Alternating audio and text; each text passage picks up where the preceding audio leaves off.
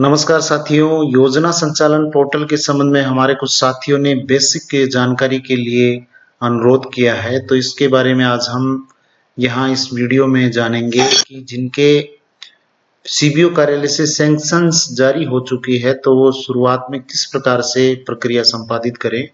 तो सबसे पहले आपको लॉगिन में अगर दिक्कत आ रही हो तो लॉगिन में आपको ये मोबाइल नंबर रजिस्टर्ड नहीं है तो उस स्थिति में आपको मेल करना है संचालन rj@gmail.com या SNA शिक्षा परिषद rj@gmail.com। इन दोनों मेल आईडीज पर आपको अपने स्कूल के लेटर हेड से मोबाइल नंबर चेंज के लिए या मोबाइल नंबर रजिस्टर के लिए आप मैसेज करेंगे तो यहाँ पे मोबाइल नंबर है वो मैप कर दिए जाएंगे। तो उसके बिना लॉगिन नहीं हो पाएगा क्योंकि शुरुआत का जो होम पेज होता है इसका, यहाँ पे आपको जो लॉगिन का यहाँ ऑप्शन है इसमें आइए पे क्लिक करने के बाद में हम यूजर नेम पासवर्ड ये डालते हैं और लॉगिन करते हैं तो ओटीपी आता है। ओटीपी के बिना ये लॉगिन नहीं हो पाता है। तो जिनके भी ये दिक्कत आ रही हो, इसके अलावा पीएफएमएस पोर्टल पर भी ईमेल आईडी और मोबाइल नंबर अपडेट करने के निर्देश आए हुए हैं तो वो भी अपने को करने होंगे क्योंकि पीएफएमएस से ये एसएनए अकाउंट है वो लिंक्ड है तो वो भी करने जरूरी है। तो उसका मैं वीडियो पहले बना चुका हूँ 1-2 रोज पहले, तो आप इसके लिस्ट से आप देख सकते हैं और वहां पे अपने मोबाइल नंबर और ईमेल है वो रजिस्टर कर सकते हैं। तो हम बात करते हैं सबसे पहले यहाँ होम पेज पे हम देखते हैं कि लिमिट जारी हुई है या नहीं हुई है। तो यहाँ पे आपको सेलेक्ट एजेंसी नेम, तो सेलेक्ट एजेंसी नेम सेलेक्ट करते हैं तो उसके बाद में आपको यहाँ पे दिखेगा ये लिमिट यहाँ पे जारी हो चुकी है। तो ये लिमिट जारी हो चुकी है। हिस्ट्री इसकी देखेंगे तो इस वित्तीय वर्ष के लिए केवल एक बार ये अलॉटमेंट हुआ है तो ये वैलिड टिल है 31 मार्च 2024 तक। तो लिमिट जारी हो चुकी है, इसका मतलब हम यहाँ से बिल बनाने का काम है वो कर सकते हैं। तो अब बिल बनाने के जो कार्य हैं उसके लिए हम अगर बात करें तो सबसे पहले आपको सीबीओ कार्यालय की जो सैंक्शन है संबंधित, चाहे वो सीएसजी हो, चाहे सीआरसी हो या अन्य कोई मद हो, उसका हवाला देकर आपको अपने कार्यालय से भी उसका सैंक्शन निकालना है कि इस राशि से ये सामग्री परचेज करने का जो कार्यालय आदेश है वो आप निकाल लें और उसका प्रॉपर एसडीएमसी में प्रस्ताव भी ले लें और खर्च करने के बाद में उसका अनुमोदन भी करना है। ये प्रक्रिया रहेगी साथ साथ। तो यहाँ पे अब हम आगे की क्या प्रक्रिया, बहुत ही इजी सिस्टम कर दिया है। इस राशि को हम संबंधित फर्म के खाते में डायरेक्ट किस तरह से भेजें, तो उसके लिए बिल की जो प्रोसेस है यहाँ पे बिल एलोकेशन करेंगे और बिल एलोकेशन में आप यहाँ पे ये जो वेंडर पेमेंट है ये आप करेंगे। उसके बाद में bill type, select bill type आप छोड़ दें। उसके बाद में अक्टूबर डेट लगा दें, आप मैनुअली करना होगा अन्यथा ये बिल एलोकेट नहीं होगा। उसके बाद में बिल नंबर 1 डाल दें और उसके बाद में बिल किससे संबंधित है, इस प्रकार के आप ग्रुप बनाएं तो बना सकते हैं, अन्यथा आप सीधा भी कर सकते हैं। आप एक ग्रुप तो आपको बनाना होगा, चाहे उसमें आप नाम लिख लें अपने स्कूल का जो भी है, आप उस प्रकार से ग्रुप बना लें। ग्रुप कहाँ से बनेगा, ये आपके बनेगा यहाँ पे अदर बिल में आपके ऑप्शन मिलेगा। अदर बिल में वेंडर बिल और वेंडर बिल में एड वेंडर ग्रुप, यहाँ जाके आप कोई भी ग्रुप है वो बना सकते हैं। तो जैसे यहाँ पे मैंने अलग अलग हेड वाइज बना रखा है तो कोई जरूरी नहीं कि हेड वाइज हम बनाएं, एक ग्रुप से भी आप काम चला सकते हैं। यहाँ मैंने अलग अलग इसलिए बना रखे हैं कि जो बिल्स हैं उनका अलग से पता लग जाए कि ये किस हेड में है, इसलिए मैंने प्रत्येक का अलग अलग बना रखा है और ये काम भी आएंगे। अब हम देखेंगे कि यहाँ पे कोई वेंडर आपको जोड़ना है तो वेंडर मास्टर में जाके जोड़ना है। वेंडर मास्टर में आपको नाम, उसके बाद में फादर्स नेम, उसके बाद में सेलेक्ट ये बेनिफिशियरी वेंडर। आप यहाँ पे अगर शॉप है कोई तो वहाँ आपको ये वेंडर भरना है और इसके अलावा अगर कोई छात्रवृत्ति है या अपन कहें ट्रांसपोर्ट वाउचर है, डायरेक्ट जहाँ पे व्यक्ति को वो लाभ दिया जा रहा हो, विद्यार्थी को लाभ दिया जा रहा हो, तो वो बेनिफिशियरी में आएगा। बाकी आपको वेंडर सेलेक्ट करना है। कोई भी सामग्री आप परचेज कर रहे हैं तो वो वेंडर है, और कोई भी लाभ आप उसे चाहे कोई भी हो, जैसे मान लो CWSN बच्चे हैं तो उनके लिए जो राशि आती है उसका हम भुगतान कर रहे हैं तो वो बेनिफिशियरी के रूप में ऐड होगा, और शॉप से कोई सामान ला रहे हैं तो वो वेंडर के रूप में होगा। तो इधर ये फिर उसका डिस्ट्रिक्ट आ जाएगा, ग्रुप नेम यहाँ पे आपको सेलेक्ट करना है, ये भरने के बाद आएगा। और उसके बाद में स्टेट है, उसके बाद में वेंडर डिस्ट्रिक्ट है, उसके बाद में IFSC कोड, IFSC कोड और bank account number, mobile number, vendor type.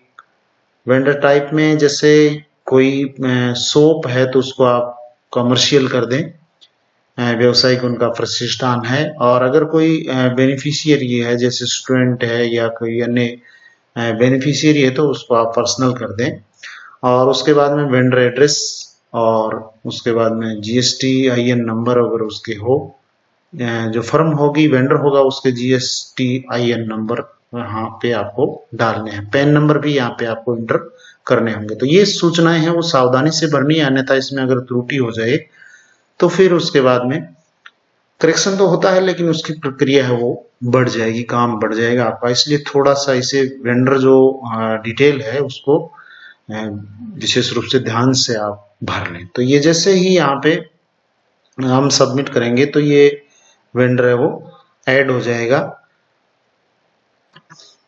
अब हमने जो वेंडर ऐड किया है वो वेंडर जब तक अप्रूव्ड नहीं होगा तब तक हम उस वेंडर को पेमेंट नहीं कर सकेंगे। तो अप्रूव्ड होने में 1-2 दिन का समय लग सकता है, और हैंड टू हैंड तुरंत भी हो सकता है। तो वो हम कहाँ देखें, यहाँ पे हम रिपोर्ट्स में आएंगे और एजेंसी रिपोर्ट्स में, फिर आगे रिपोर्ट्स, ध्यान से देखें, रिपोर्ट्स, एजेंसी रिपोर्ट्स और फिर रिपोर्ट्स, इसमें आप आएंगे और इसमें आप ये देखेंगे कि वेंडर डिटेल रिपोर्ट, और वेंडर डिटेल रिपोर्ट में अप्रूव्ड देखेंगे, पेंडिंग भी आप देख सकते हैं अलग से, और रिजेक्टेड देख सकते हैं। तो हम जो नया जोड़ेंगे तो अगर यहाँ पे पेंडिंग में शो होता है तो इसका मतलब वो अभी जुड़ा नहीं है। तो यहाँ मेरी जो SNA ID है उस पर कोई भी वेंडर है वो पेंडिंग नहीं है, यानी जो भी वेंडर जोड़े गए हैं वो सारे अप्रूव्ड हो चुके हैं। अप्रूव्ड की लिस्ट भी हम यहाँ से निकाल सकते हैं, तो अप्रूव्ड की लिस्ट भी इस तरीके से हम ये निकाल सकते हैं। तो ये सारे जो अप्रूव्ड है, और इसके अलावा रिजेक्टेड, अगर कोई रिजेक्ट हुए हैं तो उनकी भी यहाँ से हम रिपोर्ट निकाल सकते हैं। तो कोई भी यहाँ पे रिजेक्टेड भी नहीं है। तो यहाँ से हम ये देख सकते हैं कि हमारे द्वारा जो वेंडर ऐड किए गए हैं वो अप्रूव्ड हुए कि नहीं हुए। अप्रूव्ड होने के बाद, यानी जिस वेंडर को हमें भुगतान करना है वो अप्रूव्ड हो चुका है, तो उसके बाद में हम क्या करेंगे, बिल प्रोसेसिंग में, जिस तरह से अपन पे मैनेजर पे बिल बनाते हैं उसी प्रकार से यहाँ पे प्रोसेस रहेगी। तो बिल एलोकेशन करेंगे, और बिल एलोकेशन में आपको यहाँ पे जैसे वेंडर पेमेंट हो गया, उसके बाद में अगला जो स्टेप है वो यहाँ पे इस डेट को आप मैन्युअली भर दें ताकि ये बिल एलोकेट हो जाए। ये बीच में डेस आता है उसकी वजह से ये बिल एलोकेट नहीं होगा। तो यहाँ पे 1 नंबर बिल, हम पहला बिल बना रहे हैं तो 1 नंबर बिल, और ये देख लो, मान लो हम बना रहे हैं इसको CSG से भुगतान कर रहे हैं। आपके यहाँ अलग इस एक ग्रुप भी हो सकता है, मैंने इसके अलग अलग कर रखे हैं इसलिए CSG नाम आ रहा है। तो आप अपने स्कूल का नाम है वो उससे एक ग्रुप बना सकते हैं, सारा पेमेंट उस ग्रुप से भी हो सकता है। तो ये bill register detail added successfully. अब यहाँ पे हमने जो बिल बनाया है वो यहाँ क्रिएट हो चुका है। अब हम यहाँ से इसको जो वेंडर मास्टर है यहाँ, उसके नीचे आपको वेंडर प्रोसेस मिलेगा। इस वेंडर प्रोसेस में जाके आपको यहाँ ये बिल दिखाई दे दिया और बिल नंबर ये 1 दिखाई दे दिया। अब आपको सैंक्शन नंबर डालना है, जो भी आपने उसका अपना कार्यालय का आदेश निकाला है उसकी सैंक्शन नंबर और किस डेट में निकाला है वो डेट डाल दीजिए। और अब आप बेनिफिशियरी को सर्च कीजिए। दो तरीकों से सर्च कर सकते हैं, आप नेम से कर सकते हैं, बैंक अकाउंट से कर सकते हैं। तो बैंक अकाउंट से आप इसको सर्च करें।